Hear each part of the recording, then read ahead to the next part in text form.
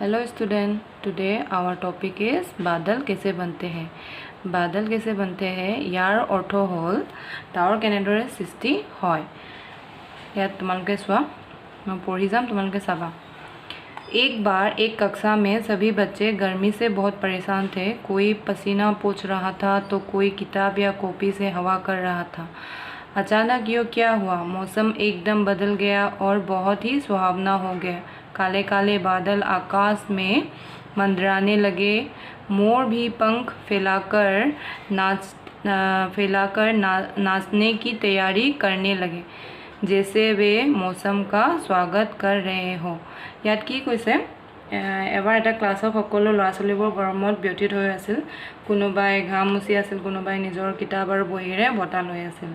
তাৰপিছত তৎক্ষণাত বহুত জোৰেৰে বতাহ বলিব ধৰিলে। বতৰ একেবাৰে চেঞ্জ হৈ যায়। কলা ডাৱৰ আকাশখন ঢাক খাই গৈছিল। ময়ূৰবোৰেও মানে পাখি মেলি নাচিব ধৰিলে। তাৰপিছত কি কৈছে, बदलती मौसम के कारण कक्षा में शोर होने लगा। सभी बच्चे अध्यापिका का इंतज़ार कर रहे थे। उनके मन में एक ही प्रश्न बार बार आ रहा था कि ये बादल कैसे बनते हैं। अध्यापिका के आते ही बच्चे अपने दिमाग में उठने वाले प्रश्नों को पूछने लगे। सबसे पहले सुनील ने पूछा, मैम ये बादल कैसे बनते हैं। अध्यापिका बोली, ठीक है बच्चों, आज मैं आपको बादलों के बारे में ही बताऊंगी। यात की কৈছে, क्लासत बहुत हुलস্থুল লাগিল। তেওঁলোকে টিচাৰ অহালৈ বাট চাই ৰৈ আছিল।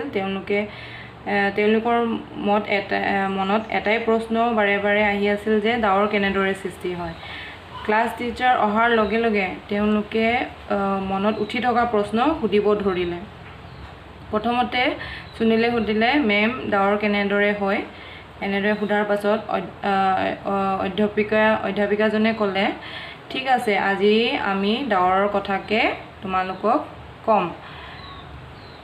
তাৰ পাছত अध्यापिका ने शीला से कहा, शीला तुम थोड़ा सा पानी ज़मीन पर गिरा दो। शीला ने जब ज़मीन पर पानी गिराया तो सबने देखा कि कुछ ही क्षणों में पंखे की हवा से पानी सूख गया था। अब अध्यापिका ने बिजली से चलने वाले केटली लेकर उसमें थोड़ा सा पानी डाला और केटली को गर्म करने के लिए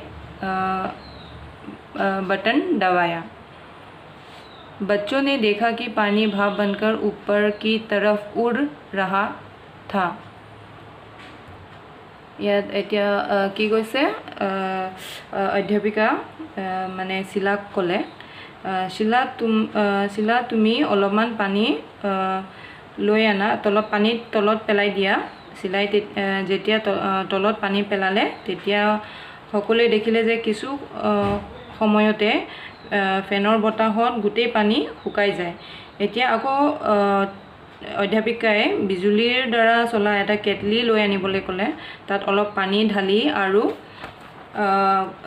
কেটলিটো গৰম হ'বলৈ দিলে, ছুইচটো দবালে। ল'ৰা ছোৱালীবোৰে দেখে যে পানীবোৰ ভাপ হৈ ওপৰলৈ উৰিব ধৰিছে। আৰু याद की कैसे, जब बच्चों को समझ में आ गया था कि बादल कैसे बनते हैं, सुनील ने कहा, मैम अब मैं बादलों के बारे में बता सकता हूँ। यार पाছত की कैसे, এতিয়া ল'ৰা ছোৱালীবোৰে বুজি পালে যে ডাৱৰ কেনেদৰে সৃষ্টি হয়। সুনীলে ক'লে, মেম এতিয়া মই বুজি পালোঁ, ডাৱৰৰ বিষয়ে সকলো মই এতিয়া ক'ব পাৰিম। अध्यापिका के कहने पर सुनील ने सबको बताया कि कैसे सूरज की गर्मी से नदी, तालाब, समुद्र या झील से पानी भाप बनकर ऊपर आसमान में उड़ जाता है। वह भाप बूंदें बनकर आपस में जाती है और बड़े बड़े काले बादल बनाती है। আচ্ছা, ইয়াত কি কৈছে, অধ্যাপিকাই কোৱাৰ মতে সুনীলে সকলোকে ক'ব ধৰিলে যে কেনেদৰে সূৰ্যৰ গৰম তাপ পাই নদীৰ পানী, পুখুৰীৰ পানী, সাগৰ বা ঝৰ্ণাৰ পানী ভাপ হৈ আকাশত উৰি যায়। তাত ডাৱৰবোৰ পানী টোপাল হৈ ডাঙৰ ডাঙৰ ডাৱৰত পৰিণত হয়। ইয়াৰ পাছত इतने में जोर से गड़गड़ाहट हुई और बारिश होने लगी। सभी बच्चे खुशी से झूम उठे।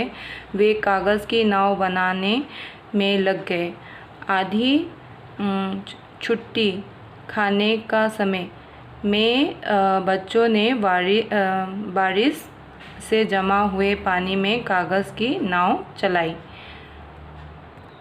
তেতিয়াই জোৰে জোৰে বৰষুণৰ গৰজনী হ'ব ধৰিলে আৰু বৰষুণ দিব ধৰিলে। সেই দেখি সকলোবোৰে উৎসাহত নাচিব ধৰিলে। সিহঁতে কাগজৰ নাও বনাব ধৰিলে আৰু আধা ছুটি হওঁতে সিহঁতে বৰষুণৰ পানী জমা হোৱা যিডোখৰ পানীত তেওঁলোকে কাগজৰ নাও বনাই চলাব ধৰিলে। এতিয়া তোমালোকে এইখিনি গোটেই হিন্দী যিটো ডাৱৰ কেনেকৈ সৃষ্টি হয় এইটো তোমালোকে পঢ়িবলৈ চেষ্টা কৰিবা। ঠিক আছে? Okay student, practice at your home. Thank U.